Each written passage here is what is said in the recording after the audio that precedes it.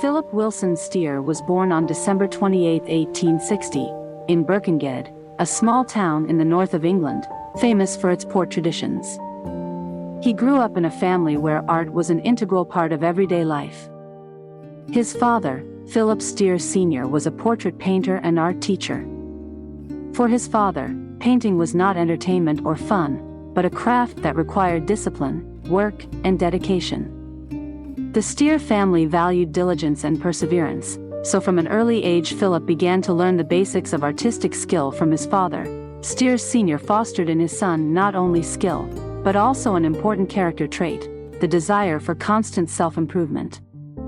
Although his father was a renowned artist of his time, Philip Jr. realized from an early age that it was important not only to continue the family traditions but also to find his own way in art. Moving to the quiet village of Whitchurch in 1863 was a new chapter in his life. Here, under the influence of his parents, he was educated at home and began to realize that painting was not just a craft for him, but a way to express his inner world. Philip's parents tried to send their son to the civil service, but he felt that it was not for him and the exams were too difficult, so in 1878, at the age of 18, he decided to devote himself entirely to art. Philip entered the Gloucester School of Art and later continued his studies at the South Kensington Schools of Drawing in London. After several years of studying in England, Philip Steere traveled to Paris in 1882. It was a time when Paris was becoming the epicenter of artistic innovation. Here he studied at the Académie Julian and the École des Beaux-Arts, under the guidance of the famous teacher Alexandre Cabanel. But more important than formal training were his meetings with the works of great French artists such as Edouard Manet, Claude Monet, and other representatives of the Impressionist movement, which was absolutely innovative for the art of the time. Paris of the late 19th century was pulsating with new ideas, and Steere was in the very center of this creative explosion, after seeing the paintings of Edouard Manet and James McNeill Whistler. Philip felt that this approach opened up new horizons for him. In Paris, Steere not only studied but observed every detail of how the Impressionists worked with color and light. He soaked up this knowledge like a sponge, but even then he began to develop his own style, which was characterized by the English spirit. When he returned to London in 1884, Steere was already a completely different artist. He opened his own studio and began working on paintings that demonstrated his impressionistic approach to depicting light and shadows. His work began to be exhibited at shows and received mixed reviews from conservative critics, but gradually his name became known in art circles. Thank you to everyone who is watching the video right now. Don't forget to subscribe to the channel. Your support is very important to me.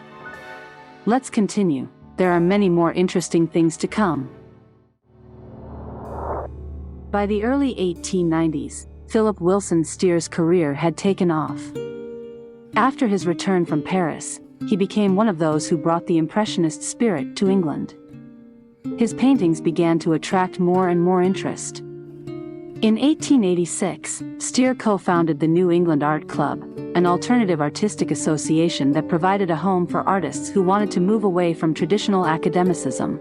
His early impressionistic works, especially landscapes and scenes on the seashore, showed that he not only mastered the techniques of the French masters, but also managed to fill them with English poetry. Paintings such as The Bridge, 1887, and The Beach at Walberswick, 1890, demonstrated his ability to capture light and the play of atmosphere that seemed almost ephemeral.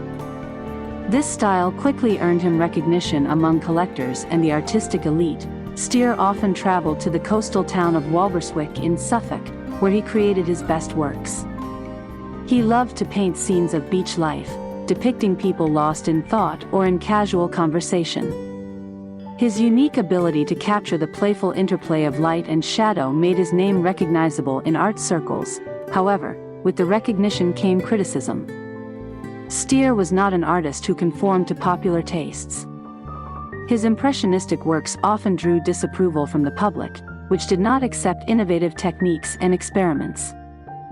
Critics were particularly critical of his work Boulogne Sands, 1888, which almost forced him to abandon his bold creative pursuits. However, Steere was not going to give up. On the contrary, his rebellious spirit only strengthened under the pressure of criticism. He continued to paint the way he felt, often trying to move away from the strict rules of academia. Together with another British artist, Walter Sickert, he helped establish a new direction in art that went beyond the usual standards of painting of the time. At the exhibitions of the London Impressionist Association in 1889, Steere's works attracted attention for their innovative approach to the depiction of space and color. Some of his works created at that time were so revolutionary that they caused real scandals. However, gradually, British society began to appreciate his departure from academic rigor more, and in the 1890s Steere received more recognition for his work, which was no longer perceived as radical. Philip Steere's personal life was always mysterious and often lonely. Despite his social successes, he remained a man who valued solitude more than loud parties. In the 1890s, a woman appeared in his life who inspired him to create the most delicate and sensual portraits. She was Rose Pettigrew, his model and, according to rumors, his lover. Her portrait A Girl Reading a Book, 1895, became one of Steere's most famous works of the period. In his portraits, Steere sought to convey not only the external beauty of his models, but also their inner world. Rose became his muse, inspiring him to new searches in art. However, their relationship never became public, and after a few years their intimacy gradually faded. Steere never married and remained single for the rest of his life. Despite his loneliness, he continued to work on the borderline between realistic portraiture and subtle impressionistic touches that gave his paintings a special poetic quality. The late 1890s was the time when Philip Wilson Steere found his artistic voice, combining impressionist experiments with classical English motifs. At the beginning of the 20th century, Philip Wilson Steere had already established himself as a recognized master of British painting. His unique approach continued to evolve, and he reached an extraordinary level of technical excellence. In his works, Steere focused on what might be called the sense of the moment. Each of his paintings was not just a depiction of a certain place or person, but a reproduction of the emotions and impressions that the moment gave. Paintings such as Poole Harbor, 1890, and Girls Running Walberswick Pier, 1894, were characterized by the extraordinary transparency of the air and soft, diffused light, which created a sense of deep peace and harmony. It was light that became the central character of his works. The shades of the silver sky, the shimmer of light on the water, the shadows that gently melted on the shores, all this made his landscapes alive and breathing. Steere turned simple scenes into something sublime, and his works had an inner energy hidden behind the apparent silence. Despite his unassuming, lonely nature, by the early 20th century, Steere was widely recognized by his peers and art lovers. He was no longer just an impressionist painter, his name became synonymous with skill and dedication. In the 1900s, Steere became increasingly involved in teaching, influencing a new generation of British artists. He became a lecturer at the Slade School of Fine Arts in London, where, together with artists such as Henry Tonks and Frederick Brown, he continued the tradition of realism in drawing and painting. His students saw him not only as a master of technique, but also as a man who taught them to feel the beauty of the world through light and color. In 1911, he visited several places associated with the 18th century painting tradition, and this influence helped him enrich his later works with new color schemes and compositional approaches. However, life in art, like nature, was not always peaceful. The beginning of the 20th century brought about significant changes in both the art world and society. After the explosion of Impressionism, new artistic movements appeared on the horizon: modernism, expressionism, cubism that began to dominate European art. Although open to experimentation, Steere remained true to his love of light, atmosphere, and the beauty of nature.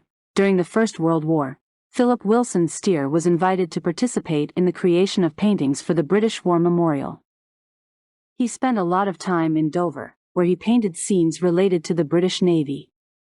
These works, although filled with patriotism, remained true to his style. In 1927, he began to lose sight in one eye, which forced him to limit his work with oil paints, but his talent did not fade. On the contrary, his watercolors became even more delicate and vague, almost turning into abstraction, which, however, never prevented him from feeling his passion for light. The 1930s were a time of summarizing for Philip. His searching career had reached new heights, and it was time to pass the baton to the next generation. No longer teaching at the Slade School of Fine Arts, Steere continued to influence his students, who became the leading artists of their time, such as Augustus John, William Orpin and Stanley Spencer, who not only continued the tradition of their teacher but also expanded the boundaries of British art. In 1931, Philip Wilson Steere was awarded the Order of Merit for his contribution to British art. It was a fitting recognition of his role as an artist. However, his most important legacy is not his awards, but his influence on his students and colleagues.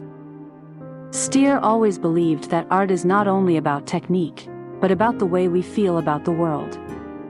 Even when he stopped painting completely in 1940 due to deteriorating eyesight, his paintings continued to tell the story of his life, the story of a master who remained true to his love of nature, light and silence.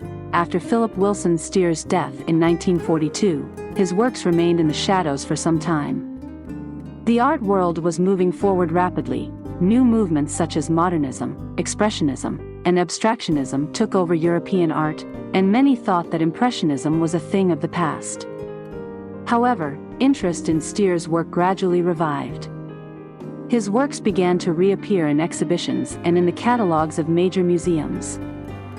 And critics rethought his contribution to British art and called him one of the key figures in the history of English painting.